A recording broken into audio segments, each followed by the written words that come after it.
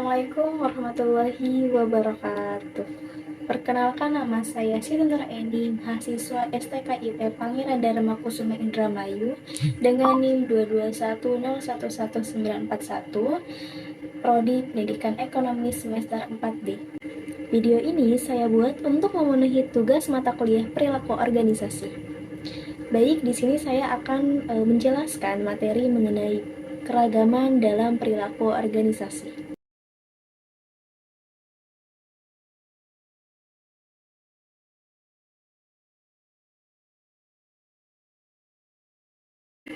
Keragaman atau diversity dalam organisasi dan pengelolaannya. Keragaman adalah ciri khas individu yang membuatnya berbeda dari individu yang lain. Gomez, Mejiya et al. 2012, Robbins dan Judge pada tahun 2015 menjelaskan bahwa keragaman adalah bentuk perbedaan individu yang dipengaruhi oleh karakteristik biografis maupun karakteristik pribadi. Karakteristik biografis adalah suatu perbedaan yang mudah dinilai secara langsung seperti umur, jenis kelamin, ras dan etnis, disabilitas, masa kerja, gender, agama, dan identitas budaya. Sedangkan karakteristik kepribadian adalah karakteristik perbedaan nilai-nilai kepribadian seseorang untuk menentukan kesamaan jika seseorang semakin mengenal orang lain. Sedangkan menurut Hayes dan Niemeyer pada tahun 2009 menyebutkan bahwa keragaman adalah perbedaan seseorang yang dipengaruhi oleh dimensi primer dan dimensi sekunder. Dimensi primer adalah dimensi yang dipengaruhi oleh gender, usia, kemampuan fisik, orientasi seksual, lalu ras dan etnis. Sedangkan dimensi sekunder dipengaruhi oleh pendidikan, status keluarga, peran dan tingkat organisasi, agama, bahasa, pendapatan, lokasi geografis, dan lainnya. Sedangkan menurut Ardakani et al. Pada tahun 2016, keragaman adalah perbedaan yang dipengaruhi oleh kepribadian, dimensi internal, dimensi eksternal, serta dimensi organisasi. Lalu, dimensi internal meliputi usia, gender, orientasi seksual, kemampuan fisik, ras dan etnis. Dimensi eksternal yaitu letak geografis, kebiasaan pribadi, pendapatan, agama, pendidikan, pengalaman kerja, status perkawinan dan keluarga. Dimensi organisasi yaitu status manajemen, bidang pekerjaan, afiliasi serikat pekerja, senioritas, klasifikasi fungsional, divisi atau kelompok, dan lokasi kerja. Keragaman di antara tenaga kerja dapat dilihat dari dua sisi, yaitu sebagai keunggulan kompetitif yang akan memperkuat organisasi atau perusahaan, dan sisi negatif, yaitu sebagai sumber konflik yang akan melemahkan organisasi atau perusahaan apabila keragaman tersebut tidak dikelola dengan baik. Tetapi, walau bagaimanapun, keragaman tenaga kerja yang ada di dalam organisasi atau perusahaan akan sangat berperan penting dalam meningkatkan kinerja dan menghadirkan nilai-nilai baru yang bermanfaat bagi organisasi atau perusahaan apabila mampu dikelola dengan baik. Beberapa manfaat yang mampu tercipta dari keragaman yang ada di dalam organisasi atau perusahaan, diantaranya terdapat 5 macam. Yang pertama, memunculkan bakat, keterampilan, dan pengalaman. Yang kedua, menciptakan inovasi. Yang ketiga, keterampilan berbahasa asing. Yang keempat, menumbuhkan semangat kompetisi dan karyawan. Yang kelima, meningkatkan produktivitas dan performa organisasi atau perusahaan. Pengelolaan diversity manajemen dalam organisasi. Diversity manajemen atau manajemen keragaman merupakan bagian dari manajemen sumber daya manusia yang lebih berfokus pada bagaimana manajemen organisasi mengelola diversity atau keragaman dari tenaga kerja yang mereka miliki, sehingga mampu menjadi satu kekuatan untuk mencapai tujuan organisasi atau perusahaan. Menurut Bangun pada tahun 2012, manajemen keragaman adalah pemberian fasilitas kepada pekerja dengan latar belakang yang berbeda agar turut mengikuti proses dan tujuan organisasi untuk mencapai keunggulan yang kompetitif. Lalu, manajemen keragaman merupakan sebuah inclusive approach yang dimulai dengan merekrut atau menarik individu berbeda masuk ke dalam perusahaan, kemudian mengusulkan dan membentuk pemahaman yang lebih luas mengenal individu yang berbeda dengan mencakup berbagai faktor seperti orientasi seksual, keterampilan, dan pengalaman yang dimiliki. Mengelola keragaman dalam organisasi atau perusahaan dapat dilakukan melalui dua pendekatan, yaitu secara individual atau strategi, individu dan peran organisasi, menurut Sule dan Saifullah pada tahun 2009. Yang pertama, strategi individual. Apa itu strategi individual? Strategi individual yaitu salah satu kunci pokok agar keragaman dapat dikendalikan terletak pada individu-individu yang ada di dalam organisasi. Setiap individu terlahir dan dibesarkan dengan keragamannya masing-masing. Hal ini perlu disadari oleh masing-masing individu melalui pengertian dan toleransi. Agar pengertian dan toleransi ini dapat terwujud, maka keterbukaan dalam berkomunikasi atas keragaman-keragaman yang ada sehingga tidak menimbulkan hal-hal yang mampu menciptakan konflik. Lalu yang kedua adalah peran organisasi. Tidak hanya cukup mengendalikan pengertian dan toleransi sebagai sikap individual dalam mengelola keragaman, organisasi juga perlu terlibat dalam pengelolaan keragaman tersebut. Di antaranya dengan mengeluarkan regulasi yang adil dan tidak bias gender. Untuk melindungi hak-hak pekerja perempuan, regulasi yang adil juga akan memelihara hak-hak asasi pekerja sehingga mereka merasa aman berada di lingkungan organisasi. Bisa juga dilakukan dengan memberikan cuti hari raya dan hari keagamaan lain, cuti hamil, melahirkan, memberi reward, dan lain-lain. Perusahaan juga bisa melakukan sosialisasi terus-menerus mengenai pentingnya kesadaran, pengertian, dan toleransi terhadap keragaman yang mereka miliki melalui pelatihan atau kegiatan yang mempertemukan keragaman yang ada dalam satu format kerjasama yang produktif. Bangun pada tahun 2012 menyimpulkan terdapat 5 langkah dalam mengelola keragaman sumber daya manusia di dalam organisasi atau perusahaan. Yang pertama, memiliki kepemimpinan yang kuat atau provide strong leadership. Yang kedua, menilai situasi atau assess the situation. Yang ketiga, memberikan pelatihan dan pendidikan keragaman atau provide diversity training and education. Yang keempat, mengubah budaya dan sistem manajemen atau change culture and management system. Yang kelima, melakukan evaluasi program keragaman atau evaluate the diversity management program.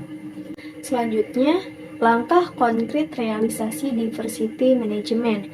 Bentuk implementasi dari manajemen keragaman di dalam organisasi dapat dilakukan dengan menyediakan fasilitas kerja dan keagamaan untuk mendukung kegiatan karyawan, memberi cuti, pemberian jaminan kesehatan, dan memberikan wadah aspirasi melalui serikat pekerja dalam perusahaan.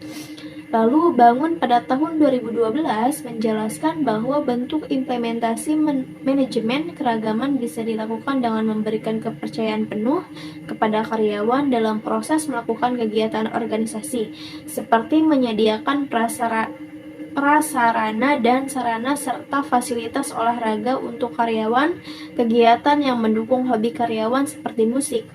Yang kedua, mengadakan kegiatan keagamaan, yaitu kesempatan untuk merayakan hari raya keagamaan yang langsung difasilitasi perusahaan. Meskipun banyak yang menyebut bahwa keragaman adalah dalam hal umur, ras, jenis kelamin, etnis, agama, dan status disabilitas, para ahli sekarang mengakui bahwa karakteristik demografi tersebut hanyalah permukaan dari gunung es. Lalu tingkat keragaman di sini ada dua. Yang pertama, keragaman level permukaan atau space level diversity, di mana keragaman level permukaan ini adalah perbedaan-perbedaan dalam karakteristik yang mudah dinilai seperti jenis kelamin, ras, etnis, umur, atau kecacatan yang tidak sesuai merefleksikan cara orang berpikir atau merasa, tetapi dapat memunculkan stereotip tertentu. Contohnya bisa kita ambil dari kasus Lewis dan Carroll dan kasus dari Steve dan Dave. Nanti teman-teman bisa searching ya atau mencari tahu mengenai kasus Lewis dan Carroll maupun Steve dan Dave. Di sini juga terdapat hambatan dalam realisasi. Hambatan implementasi manajemen keragaman disebabkan karena adanya keluhan dari karyawan yang beragam seperti usia, ras, dan etnis dan gender berkaitan dengan kesetaraan kesempatan kerja serta perlakuan diskriminasi dalam hal gender, ras, dan etnis. Juga disebabkan karena tidak adanya dukungan dari karyawan pria di dalam mempromosikan keragaman dan karyawan pria tidak menghargai pimpinan yang merekrut maupun mempertahankan karyawan yang beragam. Tiap perusahaan pasti memiliki hambatan dan kendala yang berbeda dalam mengelola keragaman yang mereka miliki, tergantung seberapa besar keragaman yang terjadi dan di sisi apa perbedaan-perbedaan yang paling besar dan memiliki pengaruh terhadap organisasi. Pada perusahaan multinasional ataupun perusahaan internasional memiliki tingkat diversity yang lebih besar karena mereka memiliki karyawan atau tenaga kerja dari berbagai belahan dunia dengan latar ras, bahasa, budaya, dan cara pandang yang berbeda sesuai asal mereka masing-masing. Kondisi ini memungkinkan munculnya hambatan yang lebih kompleks dan rumit dalam mengelola setiap perbedaan tersebut, sehingga tidak menimbulkan konflik yang mampu menghambat pencapaian tujuan perusahaan.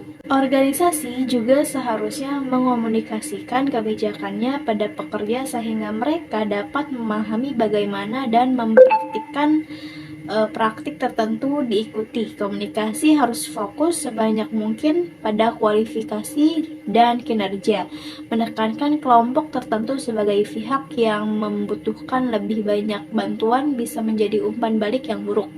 Di sini juga terdapat program tenaga kerja yang efektif dan komprehensif mendorong agar keragaman memiliki 3 komponen yang nyata.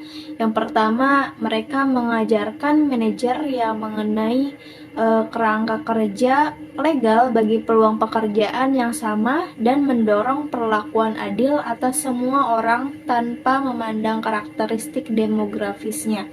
Yang kedua, mereka mengajarkan manajer bagaimana sebuah tenaga kerja yang beragam akan lebih baik dalam melayani pasar dan beragam dari klien dan pelanggan. Yang ketiga, mereka mempercepat praktik perkembangan pribadi yang mengeluarkan keahlian dan kemampuan semua pekerja, mengakui bagaimana perbedaan perspektif dapat menjadi cara yang bernilai untuk meningkatkan kinerja. Perilaku organisasi merupakan ilmu yang mempelajari tentang perilaku individu dalam organisasi atau kelompok tertentu. Karakteristik individu itu perlu dipahami dalam perilaku organisasi sebab perilaku individu merupakan fungsi dari interaksi antara seorang atau individu dengan lingkungannya yang dipengaruhi oleh lingkungan sebagai tempat berinteraksinya. Lalu organisasi adalah sekelompok orang yang bekerja sama untuk mencapai tujuan bersama secara berkelanjutan di unit sosial seperti perusahaan manufaktur dan layanan, sekolah, rumah sakit, unit militer, departemen kepolisian, organisasi sukarelawan, pemerintah lokal, provinsi, dan federal agensi. Secara singkat, organisasi adalah sekumpulan orang yang bekerja sama dalam pembagian kerja untuk mencapai tujuan bersama.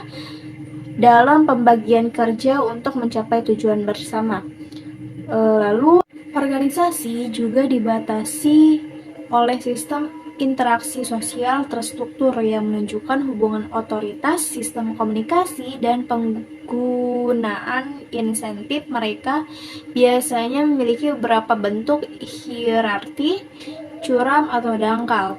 Organisasi tersebut memiliki status hukum formal dan diakui oleh pemerintah negara bagian dan federal.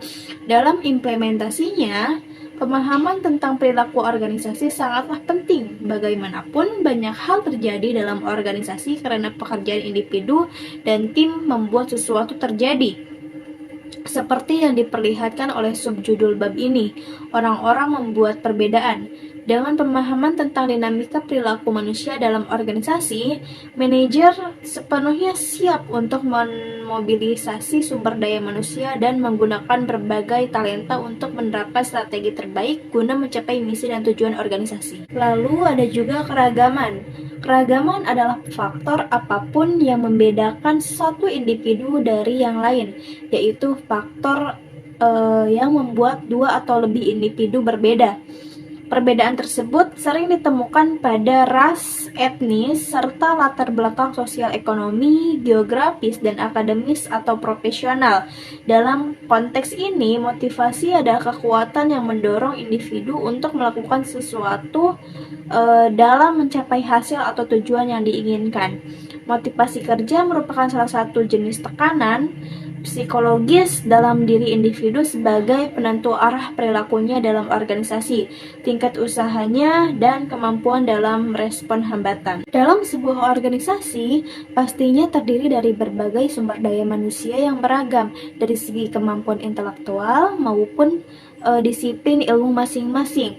Perbedaan tersebut menjadi tantangan setiap organisasi dan harus ditangani dengan baik agar dapat memaksimalkan kinerja sebuah organisasi dan mengurangi terjadinya konflik dalam pelaksanaan kegiatan organisasi. Perilaku organisasi adalah multidisiplin yang mencakup teori, metode, dan prinsip-prinsip dari berbagai disiplin ilmu. Kemampuan intelektual atau intellectual ability. Kemampuan yang dibutuhkan untuk melakukan berbagai aktivitas mental seperti berpikir, menalar, dan memecahkan masalah. Menurut Goleman sendiri mengatakan bahwa kemampuan intelektual adalah kemampuan untuk mengenali perasaan kita dan perasaan orang lain, kemampuan memotivasi diri sendiri, dan kemampuan mengelola emosi dengan baik pada diri sendiri dan dalam hubungan dengan orang lain. Lebih lanjut, Robbins menyatakan bahwa ada 7 dimensi yang sering digunakan untuk menyusun kecakapan intelektual, yaitu yang pertama sumber attitude, yang kedua verbal comprehension, yang ketiga perceptual speed, yang keempat inductive reasoning, yang kelima deductive reasoning, yang keenam spatial visualization dan memory. Sedangkan menurut Spencer pada tahun 1993 menyatakan bahwa kemampuan intelektual yaitu sebagai kompetensi berpikir atau kognitif yang punya fungsi kerja individu terdiri dari berpikir analitis atau analytical thinking. Yang kedua, berpikir konseptual atau conceptual thinking. Yang ketiga, keahlian teknis secara profesional atau technical atau profesional atau managerial expertise. Lalu di sini juga terdapat beberapa ilmu yang berkontribusi dalam sebuah organisasi ya. Ada 4. Yang pertama ilmu psikologi, yang kedua ilmu sosiologi, yang ketiga ilmu antropologi, yang keempat ilmu politik. Baik, di sini saya akan menyampaikan kesimpulan mengenai materi yang tadi sudah saya bahas, yaitu perilaku organisasi. Jadi kesimpulannya adalah perbedaan atau keragaman tidak mungkin dipisahkan dalam kehidupan organisasi. Keragaman menciptakan suatu keselarasan dan harmoni yang akan membentuk kultur organisasi yang akan mendukung capaian tujuan perusahaan apabila mampu dikelola dengan baik. Dibutuhkan manajemen yang cukup mampu memahami setiap perbedaan yang ada. Peran pimpinan menjadi sesuatu yang mutlak untuk menyatukan perbedaan. Pimpinan harus mampu menghargai dan merangkul keragaman yang ada, mengkomunikasikan segala hal yang tepat dan menjadi motivator yang baik bagi setiap permasalahan karyawan, dan mampu menciptakan tim yang solid untuk menghasilkan kinerja maksimal. Baik, mungkin cukup sekian penjelasan materi mengenai keragaman dalam perilaku organisasi dari saya. Semoga apa yang saya sampaikan itu bisa bermanfaat bagi teman-teman dan bisa menambah wawasan pengetahuan bagi teman-teman semua. Wabillahi taufik wal hidayah. Wassalamualaikum warahmatullahi wabarakatuh.